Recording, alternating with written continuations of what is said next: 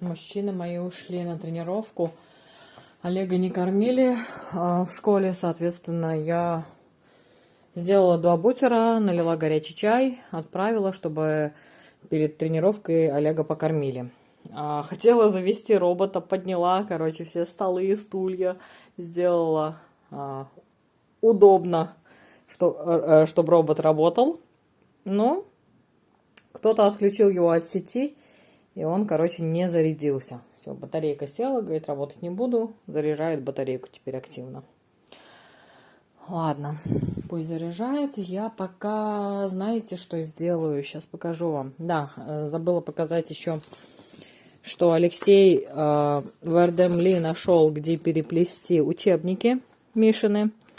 В итоге вот это переплетение нам обошлось в 20 лир, распечатывание книг нам обошлось в 44 лиры. В итоге учебник и рабочая тетрадь, которые в оригинале стоят 830 лир, нам обошлись в 64 лиры. Вот такой у нас замечательный, уникальный, дорогой, любимый друг Эрай. Вот. Честно говоря, люди... Вы меня немножко утомили. Говорила все время папа Эрай. Между нами все равно я его называю Эрай Бабам. Вот. На камеру называла его папа Эрай. Вы там все, многие из вас бесились, говорили, не называй так. Теперь называю друг Эрай. Все. Любовь прошла, завяли помидоры.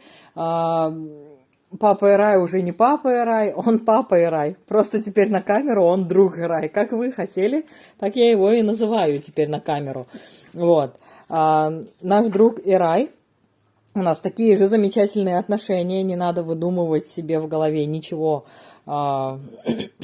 Исходя из того, что я его стала по-другому называть. Я его стала по-другому называть, потому что большинство в комментариях писали... как это отвратительно звучит, что я его называю папой Эрай. Ну так вот, он нашел, я вам уже рассказывала, в PDF вот эти учебники, он заморочился, узнал, какая версия, номер версии, все у педагога узнал, созвонился с ней. Вот, нашел это все в PDF, нашел студию, где, копировальную студию, где нам распечатали все это дело. А Алексей потом пошел в Эрдемли, в той студии, где нам распечатывали, не было вот этого переплета, нашел, где можно переплести все это дело. И вот теперь 2 вот таких замечательных обучающих инструмента. Один Student Book, а второй Workbook. Рабочая тетрадь и учебник вот в таком вот переплете, в черно-белом варианте. Сначала я была не очень довольна качеством печати, но здесь, как видите, да, картинки не все прорисовались, вот, например, да, и вот здесь на титульном листе тоже вот какой-то брак. Но, с другой стороны, все, что начерчено и написано, видно, в принципе, замечательно, вот, большего и не надо. Все хорошо, все, теперь Мишутка у нас тоже будет заниматься по этим учебникам. У него... Как я уже сказала, я переписывалась с директором. Он сказал, что отправляйте Мишу тоже. Есть педагоги, которые в субботу могут заниматься вообще у всех иностранных детей. По субботам экстра уроки по турецкому и по английскому. Вот. Поэтому теперь со следующей недели Миша тоже будет ходить на турецкий и английский. Сегодня Олег у нас занимался с 9 утра до половины 2 дня. То есть непрерывно у него были турецко-английские уроки. Такие у нас дела. И еще я вам хотела показать. Сейчас покажу, там у меня. Упс. Достала я свою старую тетрадь по английскому языку. Вы знаете, что я поняла? Учить турецкий сейчас с нуля, конечно, сложно. Мы с Мишей стараемся. В любом случае, те слова, которые учит Миша... Мы с ним сегодня, например, за 15 минут вот эти вот почти 1,5 страницы слов выучили. Вот, ну, как бы слова словами, да, безусловно, я понимаю, что пройдет время, и турецкий к нам тоже придет. Разговорный. Вот, но поскольку намного легче коммуницировать с педагогами, не сколько даже с педагогами, сколько с директором постоянно коммуникация происходит. Директор у нас, как сказал наш друг Эрай, в оригинале он педагог по английскому. Вот. Но сейчас он работает директором в нашей частной школе. Соответственно, он знает хорошо, очень хорошо английский. Наши друзья знают хорошо английский. Наш друг на уровне носителя знает язык английский. То есть я поняла, что в Турции, в принципе, зная английский, со многими можно коммуницировать. Несмотря на то, что у нас не туристический регион, где мы живем, но тем не менее есть много людей, которые очень хорошо знают английский. И коммуницировать с ними на английском намного проще. Даже несмотря на то, что у нас несовершенный, далеко несовершенный английский, переводчик с английским языком почему-то работает значительно корректнее, чем с турецким языком. Поэтому я подняла свои старые тетради. В свое время я задавалась целью выучить английский язык. Это было относительно недавно, то есть уже во взрослой жизни. Вот, у меня даже есть вот такие таблички, которые висели у меня в комнате на стене. Я их вот так вот расчерчивала, расписывала и развешивала на стену. Эти таблички мне тоже пригодятся, потому что иногда бывает, что подзабываю. Меня часто, вот что мне еще нравится, меня часто наш друг исправляет. Например, я могу вместо там she does she или she doesn't, я могу сказать she don't. Но он меня начинает исправлять, что he, и начинает эти правила рассказывать. He, she does, I, you, we, they do. Вот. В общем, и знаете, что я еще хочу вам сказать? Что когда я учила английский самостоятельно, вот тут все по урокам у меня расписано, видите? 16 урок, 15 урок. Все по урокам расписано, 14 урок. Вот. Все эти слова было очень сложно учить, вот просто практически невозможно. Они не запоминались, те слова, которые еще со школьной программы есть в голове, они как бы, да, легко с ними. А те слова, которые новые встречаются, вот я, например, сейчас смотрю, other, own, я не знала раньше этих слов. Вот, смотрите, видите, те слова, которые я, собственно, не знала, я выделила маркером, что типа их нужно прям вот учить. И вы думаете, что? Я их не выучила, несмотря на то, что их не так много, я их не выучила. Но сейчас different, early, important, я понимаю, что все эти слова я знаю, потому что каждый день общаюсь с нашим турецким другом Эраем. Same, able, вот able не знаю, few, important, early, different, height, other, own, great. Все это я знаю, все эти слова я узнала после того, как начала общаться с нашим другом. Поэтому as тоже знаю, would тоже знаю, буду, намереваюсь. В общем, да, это очень и очень, практика очень и очень важна, потому что когда теорию изучаешь, оно вообще в голову не лезет. А когда начинаешь на практике общаться, очень много начинаешь узнавать. Вот, я достала тетрадь, буду ее всю перечитывать, всю пересматривать. Вот здесь, смотрите, как много слов я не знала. Все, что я, короче, не знала, все я этим зеленым маркером. Вот. Screen. Скрин легко вообще, принт-скрин. Release.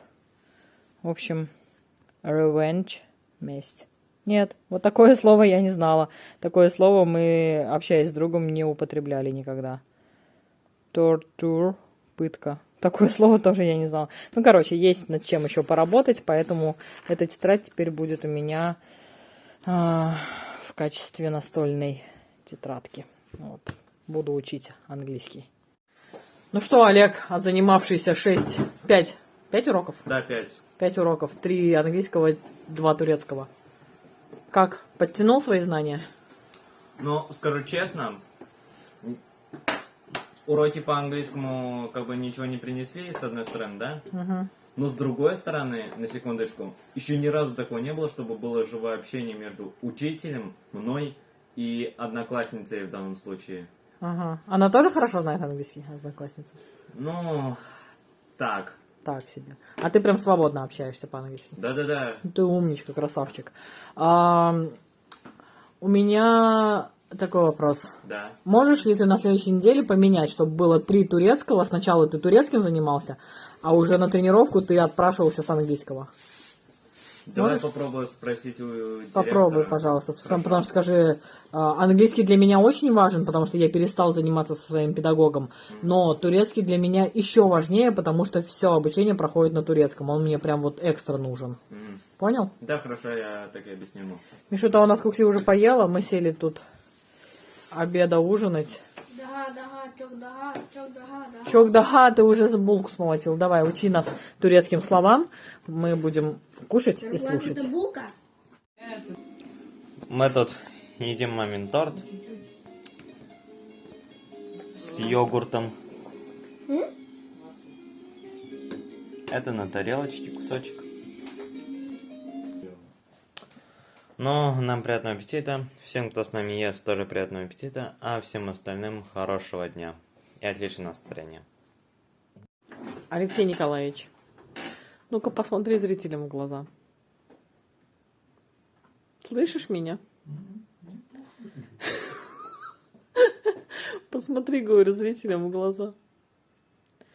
В общем, поделили последний кусочек пирога. У меня должен был быть кусочек пирога. А от него я даже не знаю, как это назвать. Что это осталось, Алексей Николаевич? Ну-ка посмотри зрителям в глаза. Слышишь? Хорошо, давай повернись. Мы ждем всем миром твоего объяснения. Слышишь? В общем, пирожочек банановый.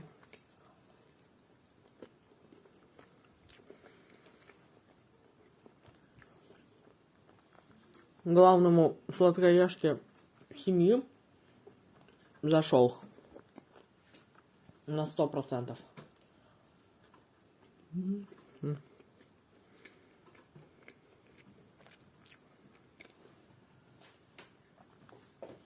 Рецепт, наверное, скоро будет на канале. Еще не вышел. Я сейчас решаю, господи, все, у меня уже в голове одна математика. Я сейчас снимаю рецепты с запасом. Поэтому...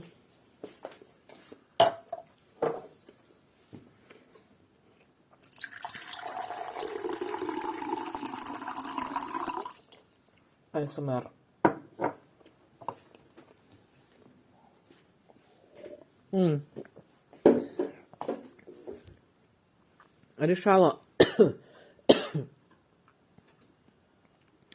Решала с нашим турецким другом домашнее задание Мишутки, чтобы ему потом объяснить.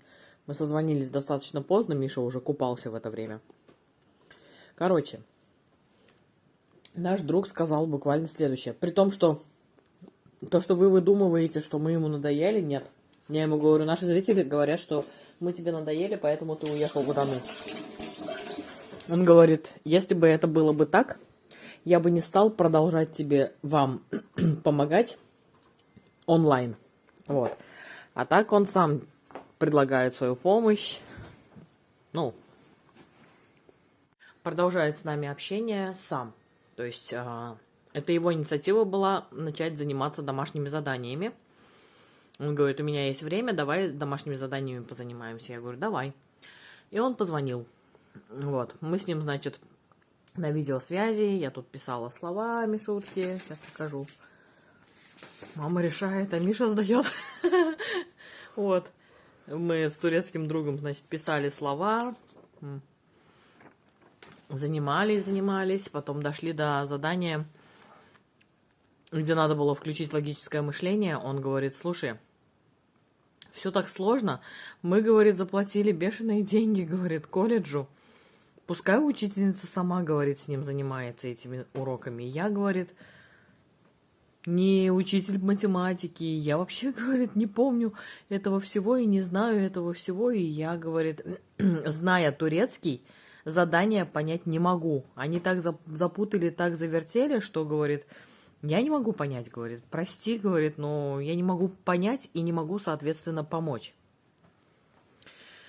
Так что провисели мы на телефоне более часа. Слова какие-то переводили, потом он говорит, слушай, я просто сижу переводчиком, перевожу, вы же это сами можете сделать. Я говорю, да, давай, говорю, посмотрим задания, которые мы не можем сами разобрать. И вот встряли в ступор. Он говорит, я знаю турецкий, но я не могу понять задание, прости, помочь не могу. I'm sorry, говорит. Ну, блин, при чем тут он, да, это учителя, зная, что к ним пришел такой ребенок, при том, что они берутся за таких детей, не знающих совершенно язык. Они для них проводят экстра уроки по турецкому. Вот. Но при этом через неделю дают вот такие задания, с которыми мы справиться не в силах. Мало того, что мы, взрослые, не знающие турецкого языка, не в силах с ним справиться. Я уже молчу про ребенка, который тоже не знает турецкого языка. Так еще и взрослые, знающие турецкий язык, тоже не могут справиться с этими заданиями. Короче, как я вам уже рассказывала, я общалась с директором, он обещал, что домашних заданий не будет больше, что он поговорит с учительницей, ну пусть разговаривают. Не знаю, хоть нам зрители пишут, что это хороший признак того, что домашние задания все-таки дают. Несмотря на это, ну, как бы, мы не очень бы хотели, потому что учительница, в принципе, и так его загружает новыми словами. По 2-3 страницы новых слов ему дает. Он сам это переводит дома через translation и стараемся их учить, эти слова. Но плюс еще вот такие вот на логику, всякие математические и так далее и тому подобное задания. Это, конечно, что-то с чем-то. Вот, если они будут это все разбирать в школе сами с учителями, то это было бы нам значительно, конечно, легче, потому что у нас опять начинаются нервы, крики, то, от чего мы уходили все это время, к нам опять пришло, понимаете? Вот, но слава богу, что теперь хотя бы дети с утра до вечера в школе, и мы контактируем с Михаилом Алексеевичем буквально вот в вечернее время и выходные дни. В общем, не знаю, чем все это кончится. Вот. Но, как вы нам говорите, к чему такие мучения, возвращайтесь домой. Домой никто не хочет. Тут хорошо, тут тепло, тут море, тут солнце, тут комфортнее жить. Тут комфортнее всей семье. Вот. То, что я не всегда говорила вам в предыдущих влогах, не всегда могу найти продукты для своих рецептов. Ну, я просто стараюсь выбирать рецепты, продукты, на которые я знаю точно, что найду. Вот. Специфических каких-то продуктов нету, да. Я имею в виду корейских каких-то. Мы, конечно, привезли огромное количество корейских продуктов последний раз, когда ездили домой. Вот. Но, тем не менее, я бы не взялась за какой-то там корейский рецепт, если мне не хватит того или иного ингредиента. Ну, какой вообще смысл было браться? Поэтому я не берусь за какие-то южнокорейские рецепты. Ну...